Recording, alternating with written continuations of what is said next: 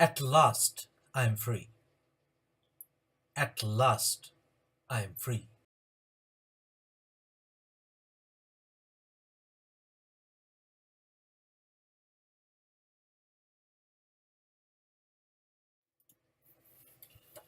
My dear fellow humans, at last I am free.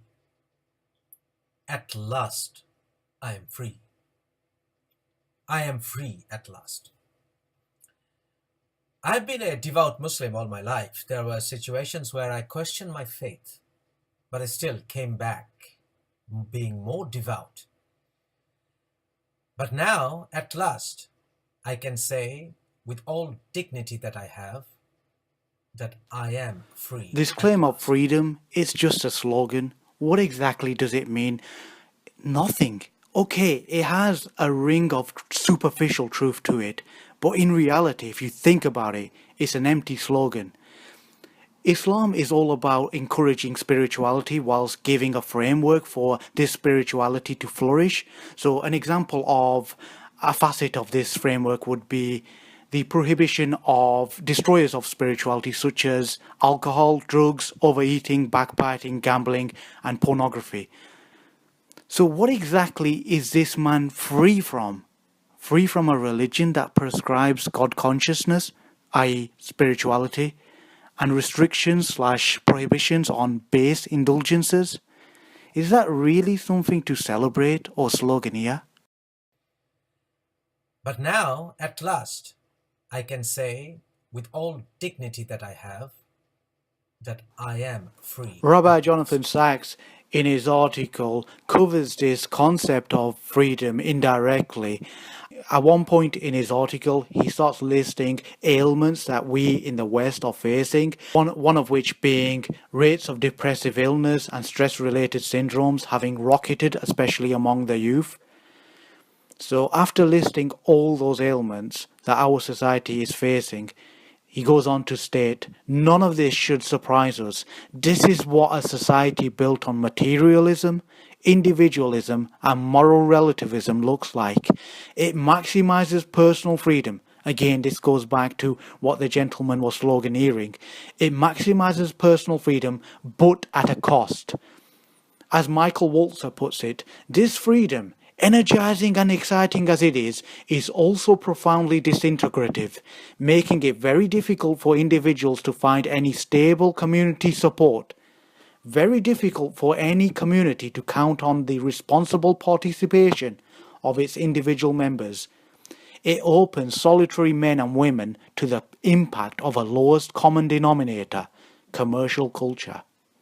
Now think about how profound this discussion is compared to the empty sloganeering of the irreligious camp. Throwing aside religion doesn't automatically mean you have freedom, because that void will be filled by, as Rabbi Jonathan Sacks mentions, materialism, individualism, and moral relativism. And in turn, that would lead somebody effectively to become a slave to commercial culture. Who wants to be a slave to commercial culture? This idea of freedom is not really freedom. It's a nightmare. Who wants to be a slave to moral relativism? I mean, there's no absolutes in that worldview. Materialism, individualism, come on. This doesn't help society. Again, it's not freedom. It's a nightmare. We can glean a few other pertinent points from Rabbi Jonathan Sacks. He goes on to cite the historian Will Durant. There is no significant example in history before our time of a society successfully maintaining moral life without the aid of religion. Now think about this. We've heard superficial sloganeering of freedom, but in reality, what the irreligious camp are doing is they are championing the destruction of society. They're promoting something, a quote-unquote freedom, that does not aid society. In effect, it's going to destroy. The rabbi goes on to state, I have not yet found a secular ethic capable of sustaining in the long run a society of strong communities and families on the one hand. Altruism just refers to helping others whilst putting yourself out. Virtue, self-restraint, honour, obligation and trust on the other. If you think about this deeply, rather than being caught in superficial sloganeering, you'll recognize that sloganeering is calling for the death of a society. It's not going to aid a society. I was told that if the follower is doing something wrong, don't blame the religion. If the driver is failing in his driving, don't blame the manual. But when the manual is producing failed drivers time and time after and in tons and numbers, there's something wrong with the manual itself.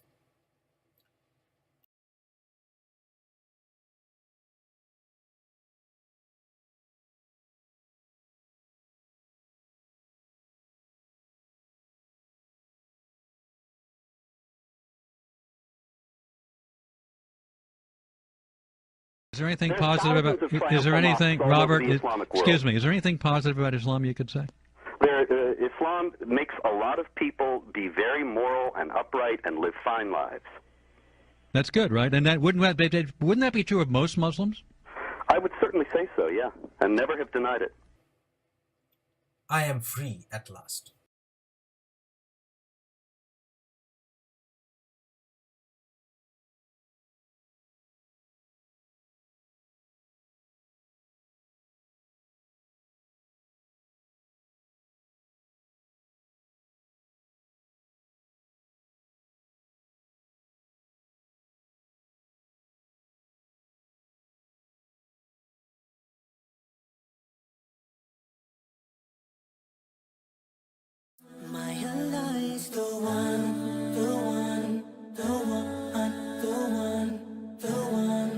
We didn't reveal this Quran for you to be miserable.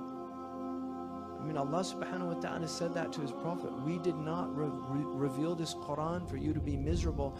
The mukhalafa, the understanding, the reverse understanding is anzalnahu li tas'ad. We revealed this book to make you happy. So if Islam is not making you happy, something's wrong with your Islam. And if you're making other people unhappy, woe unto you for driving people out of Islam. And there are people that are driving people away from Islam. And we're in the end game, people. I mean, if you don't see that, I don't know what planet you're living on.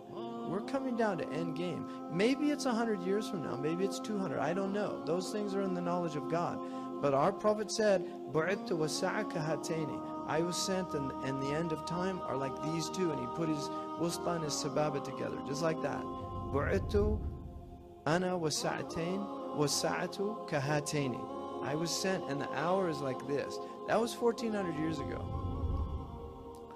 And in terms of how long humans have been here, it's not a long time, 1,400 years. It's just a flash.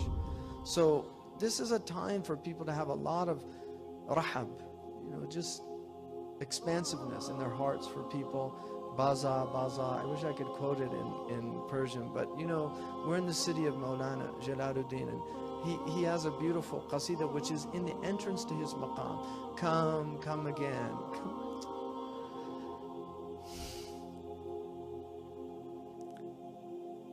Whatever you've done,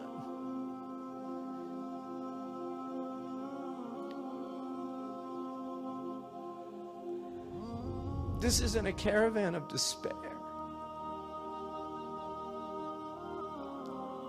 Sinner, if you've broken your vow 1,000 times, just come back. The door's open, and anybody that closes it is a shaitan. And there's people closing that door on people that need to hear that message. Because this world can defile you. But no matter how defiled you are, Allah's door is open. No matter what's happened to you, Allah's door is open. I mean, we have testimony in the hadith to a mass murderer who was given Tawbah. He killed 100 people, and he was given Tawbah. This door is open, and people, we need to open it up and let people come in with all their faults and all their flaws and all their dysfunctionalities and all their problems. Just open the door and let people come in.